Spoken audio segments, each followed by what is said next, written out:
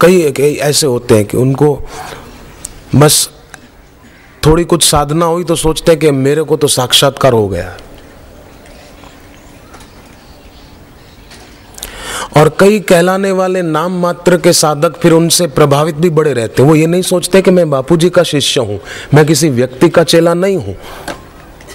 वो फिर किसी व्यक्ति के पिछलग्गू हो जाते हैं। और कोई तो ऐसे थोड़ा कुछ भजन गाना आ गया तो फिर मुझे कहीं बताया मध्य प्रदेश में एक जगह पर कि हमारा यहाँ सत्संग सेंटर चलता है, तो बोले एक व्यक्ति भजन गाता है, तो भजन गाते गाते गले में दुपट्टा उपट्टा डाल के आता है, बॉर्डर वाली धोती जो आजकल कई लोग रखते हैं गायक लोग, तो वो डाल के आता है। गाते गाते माइक हाथ में लेकर खड़ा होता है, कॉर्डलेस माइक होता है तो लेके खड़ा होता है। और फिर वो कुछ प्रसाद जो बापूजी के चित्र के आगे लोग रखते हैं सेंटर पर, कई लोग ले आते हैं, कोई केले, कोई मिठाई, कोई रेवड़ी, कोई कुछ, तो बोले वो लेकर उछालता है भजन, एक हाथ में माइक और एक हाथ से वो प्रसाद लेके उछालता है, लोगों की तरफ फेंकता है।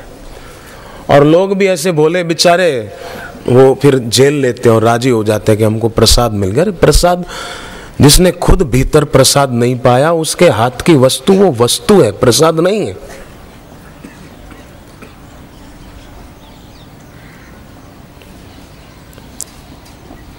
कई जगह मैं जाता हूं तो लोग मेरे पास भी, कहीं सत्संग में तो छोटा मोटा ऐसा कुछ होता है, कहीं आश्रम में तो मेरे पास लाते हैं कुछ चॉकलेट, कुछ काजू, कुछ फल, मेरे को बोलते हैं आप लोगों को दो ना। अरे मैंने कहा इतने लोग मैं कैसे दूंगा, तो बोले ऐसे ही उछाल के दे दो, ऐसा मेरे को बोले। पर मैंने ऐसी बेवकूफ़ी कहीं भी नहीं की और करूंगा भी नहीं। गुरु की नकल करने की जरूरत नहीं है, गुरु के कहे अनुसार चलने की जरूरत है, तो अक्ल बढ़ेगी। नकल करेगा तो अक्ल जो है वो भी जाएगी।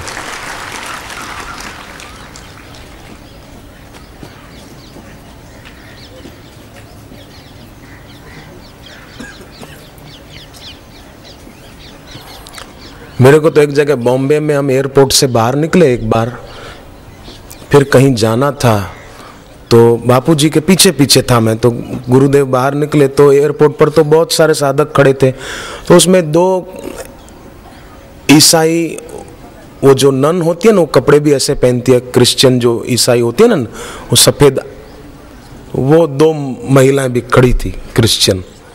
वो अपने लिए नहीं आई थी, किसी और के लिए आई होगी वो दो। तो बापूजी के लिए जो लोग फूल लाए थे बापूजी ने मुझे दिए और कहा कि दे दे उनको, भले ईसाई है तो क्या हुआ, भगवान का रूप है, दे दे, तू जा दे आना। तो मैं गया देने, मैंने कहा उनको ये बापूजी का प्रसाद समझो, रखो। तो मेरे को बोले जीसस ब्लेस यू। मैंने मन में सोचा मैंने मांगा नहीं, मुफ्त में दे रहे हैं, मेरे को चाहिए भी नहीं। तो मैंने कहा ठीक है चलो तुमने दे रहे हो तो मैं भी कुछ बढ़िया चीज दूं। उन्होंने कहा जीसस ब्लेस यू, मैंने कहा बापू ब्लेस यू। मैं क्यों पीछे पड़ूं, मेरे को चाहिए नहीं जीसस का आशीर्वाद।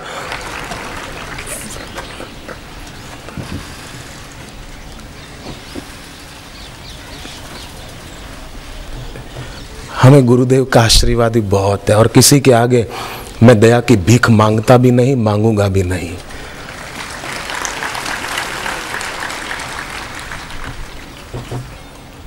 वे बड़े नादान होते हैं बेचारे जो जहां तहां नाक रगड़ते रहते हैं, मजारों के आगे, कब्रों के आगे, तावीज वालों के आगे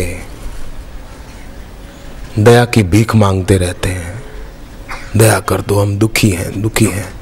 नहीं चाहिए तेरी दया, बोले तेरे पास रख, मैं ऐसे ही ठीक हूँ।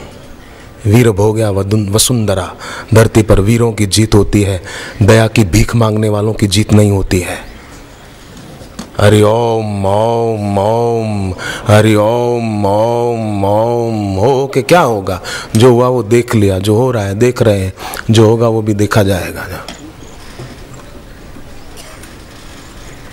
एक साधे सब सधे, सब साधे सब जाए। घर में अंधेरा हो ना तभी चोर सेंध लगाने में सफल हो जाते हैं। हम ही अंदर से कमजोर होंगे तो और सब आसुरी तत्व हमको दबाने में सफल हो जाएंगे।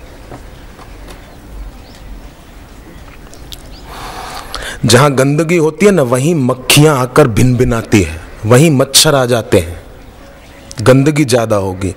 पानी यदि दूषित और पुराना हो तो वहां काई उत्पन्न हो जाती है। उसी प्रकार हृदय में भी अज्ञानता का अंधेरा, संशय और दुर्गुणों की गंदगी हो तो वहां फिर काम, क्रोध, चिंता, परेशानियां, ये सब इकट्ठे हो जाते हैं। ये शत्रु हम पर भारी पड़ते हैं, पर हम गुरु ज्ञान की ज्योति, सत्य और प्रेम की पवित्रता अपने साथ रखें तो वे शत्रु पराजित हो जाते हैं। तो चाहे तो ये कर सकते हैं और चाहे तो फिर जिस तिस से दया की भीख मांगते रहे, आशीर्वाद दे दो, दया कर दो, हम दुखी हैं, ये तावीज बांध दो। मैं तो कहूँ कोई ऐसे तावीज आवाज बांध दो तो साबरमती नदी पास में ही है, इधर पानी बह रहा है, बहुत बढ़िया पानी है, नर्मदा का पानी भी है, 2 नदियाँ, साबरमती भी है, नर्मदा भी है, 2 है। पर देखना नहाने मत पड़ना, पानी गहरा है, पानी गहरा है। ऐसे कोई तावीज, दोरे, धागे हो तो फेंक देना। हाँ, गुरुदेव के चित्र वाला किसी ने श्रद्धा से पहना हो तो बात अलग है, बाकी ये तावीज, फलाना तावीज, फलाना फलाना धागा है, तोड़ के फेंक दे, जा बोले नहीं चाहिए।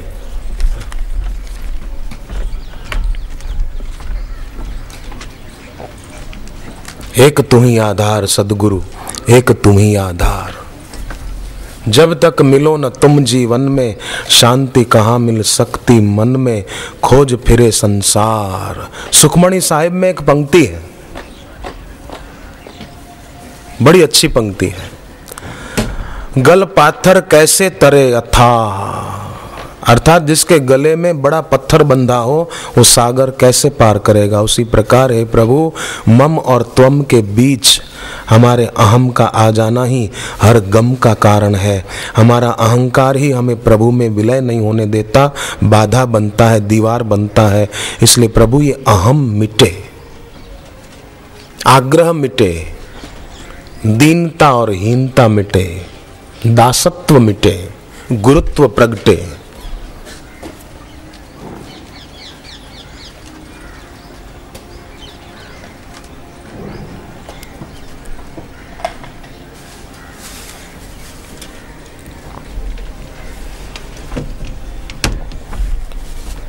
मुझे तो एक साधु ने कहा,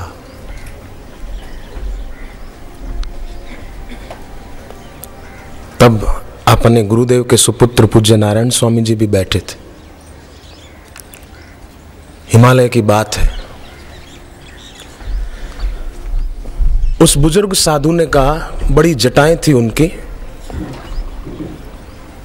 बात बात में उन्होंने कहा कि शुकदेव जी को उनके पिता वेद व्यास जी ज्ञानी थे, भगवान विष्णु के अवतार थे, पर शुकदेव जी को उनके पिताजी से साक्षात्कार नहीं हुआ, उनको साक्षात्कार के लिए जनक राजा के पास जाना पड़ा, ऐसा उन्होंने कहा। मैंने उनको कहा कि महाराज, हमारे नारायण स्वामी है ना, बापू के सुपुत्र है, ये शुकदेव जी नहीं है, ये गणेश जी हैं, ये अपने पिता के यहाँ ही अपना सब कुछ करते हैं। जैसे गणेश जी ने शिव जी की परिक्रमा कर ली, उनका जरा कह रहे थे कि शुकदेव जी को व्यास जी से साक्षात्कार नहीं हुआ। मैंने कहा ये हमारे शुकदेव जी नहीं, ये गणेश जी हैं। तो वो साधु खूब प्रसन्न हो गए, बोले बहुत बढ़िया, बहुत बढ़िया। बापू का शिष्य भक्त हो ना, बापू का भक्त कहीं पीछे नहीं पड़ना चाहिए किसी भी विषय में। वीर भोग्या वसुंधरा। पूज्य नारायण स्वामी भी इस बात से प्रसन्न हुए। बात सही है, यथार्थ है। तो हम अपने जीवन में एक निष्ठ बने, दाम्भिक निष्ठा नहीं, देहधारियों में श्रेष्ठ वाली निष्ठा।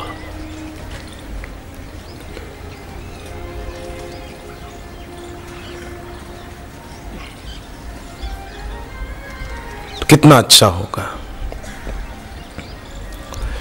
मकड़ी होती है ना, मकड़ी स्वयं जाला बुनती है और उसी में फंसती है। उसी प्रकार बहिर्मुखी व्यक्ति स्वयं ही इधर उधर, कभी कहीं दया की भीख मांगते मांगते, फालतू विचार करते करते विचारों के बोझ स्वयं पर लादता है और परेशान होता है। पर अंतर्मुखी साधक स्वयं में ठहरकर अपने निज रूप में शांति पाता है और हर मुसीबत से छूट जाता है। एक निष्ठ हो जाता है अपने सद्गुरुदेव के चरणों में।